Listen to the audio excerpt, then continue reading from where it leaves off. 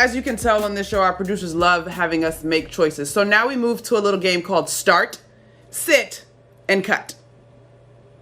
You ready, Kaz? Yeah, let's do it, man. I'm ready. All right, football. Aaron Rodgers, Drew Brees, Patrick Mahomes.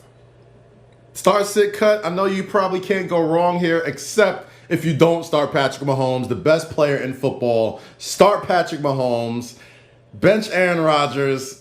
I'm cutting Drew Brees. All right, he's a little up there in age. He's shown that the arm strength kind of comes and goes here and there. I mean, he looked great this past Sunday night against the Buccaneers, but there's no way I'm benching or starting him over Patrick Mahomes or Aaron Rodgers. What about you, Monica?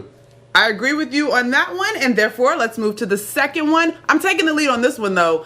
If you, let's see if we're in sync on this one. All right, let's we're going to the rookies. Okay. Football. Okay. Joe Burrow, Tua Tagovailoa, Justin Herbert. I say, you start Joe. Okay. Woo! This is tough. They're all so good. You start Joe, you bench Justin, and you got to cut Tua just because we haven't seen enough of a sample size.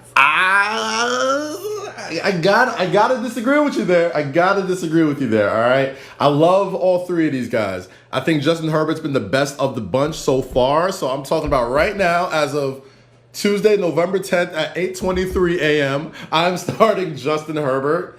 I am benching Tua Tagovailoa because we've seen with his game against the Arizona Cardinals, that's where the quarterback game is going. You're about to cut Joe Burrow? Get out of here, Kat. And I am cutting the number one overall pick, Joe Burrow. Not so much because of him, but you really think he's going to lead the Cincinnati Bengals to prominent? The Bengals? The Bengals. Justin Herbert's going to take the Chargers? Listen. I've seen some prosperity in LA. I've seen some prosperity in Miami.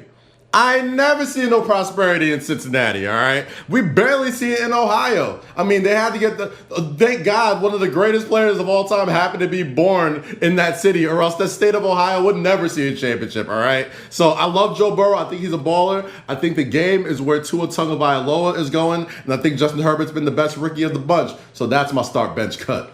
You do know that Joe Burrow led his team to knock off a formerly undefeated Titans squad. Like, Justin has put up the numbers, but in terms of actually translating to W's, not that Joe has many, but he's got one or two that's like, oh, look at that. I hear you, I feel you, but Cincinnati. All right, we're not going to get stuck there. We're going to basketball. We're going to basketball because I'm not going to argue with you today. We can argue, Monica. I could, but I'm not going to. I'm choosing not to. The no-look pass, the fadeaway from three, and an alley-oop dunk. Oh, geez. This is a tough one, all right? And I'm going to go just because what's the better basketball player, all right? So I'm going to start the alley-oop dunk. I'm going to sit the no-look pass, and I'm cutting the fadeaway three. Why? Because the fadeaway three, unless you're Kobe or somebody else, these are bad shots. Only bad shot makers make those, all right? The no-look pass is usually a strategic pass. The alley-oop play is usually you're nailing it right exactly where somebody needs to catch it and finish it for a high percentage look. A fadeaway three, you're just showing off at that point. Like, you don't need to do all that. Like, you could have got a regular set up, whatever. I mean, listen, certain people, look at Clint Capella. Clint Capella has made an entire career out of just finishing around the rim, finishing alley-oop dunks. Where would that boy be without somebody just spoon-feeding him high percentage shots right around the rim, all right? Fadeaway threes, not to say that is not spectacular, but I mean, come on. Unless you're Kobe Bryant, you got to earn those shots. 9 out of 10 times somebody shoots that, coach is doing, Come here, son. Sit next to me, boy. Bad shot. I am so glad that we're going to have a very prolific three-point shooter joining us today, and Steve Novak. We're going to ask him this question. I'm also learning, I know we're supposed to say what I learned today for the last segment of the show, but I'm also learning that Kaz is a hater of anyone that can hit a difficult shot or shoot a corner three. And so my order of events, we start the alley-oop dunk because it gets the people going. We bench the fadeaway three because without the fadeaway three, we don't have iconic moments from Dame Lillard and Devin Booker and OG Anunoby most recently from the bubble. And I can cut the no-look pass because just make a pass. A good pass is a good pass. Ain't nothing the defense can do about it. Okay? You're killing me, Monica. You're killing me. I'm not going to be All able to talk basketball in my barbershop for at least a week because of you. You know this, right? Not because of me. These are your takes. Fire me. We're You're going fried by a to Georgetown our Hoya. celebrations. I wasn't a big celebrator when I hooped, but our little mini Mount Rushmore of celebrations. Okay. My celebration I chose for today is the LeBron James silencer. He doesn't do it so much anymore. But when he used to do it back in Miami, I loved it because growing up, I used to go to Bowie State, which is a HBCU university, go and watch their basketball games. And it reminded me of the cheerleaders. And HBCU, historically black college and university cheerleaders, are so iconic. But they did this like, it wasn't the silencer, but they would like do their little cheer and like do the thing. And it took me back to that like place. this, So like I always this? felt like, you know how I go, guys. One of those. It always felt like a little those. shout out to HBCUs to me.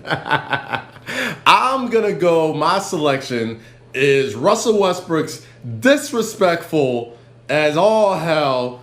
He's a baby. He's a baby. Like, certain celebrations, right? We were talking about this in the pre-production call, right? Certain celebrations you can only pull off at a safe distance, right? Whether you're talking smack or you're throwing the three goggles or you're running away.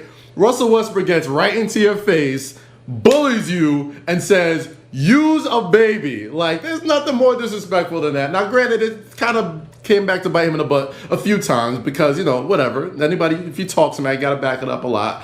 But just on the level of just, you ain't even on my level, man. Like, you play point center most of the season. Like, I love the rock the baby to sleep celebration. So that's a great celebration. And speaking of actual babies, the video going around yesterday, I believe his wife Nina posted it, but it was so cute. He had all three of his kids picking them up at the same time, and they just love it. He seems like he enjoys being a dad and is a super cute dad, rocking real babies, and of course, not literally in the game of basketball. Shout out to Russ doing his thing.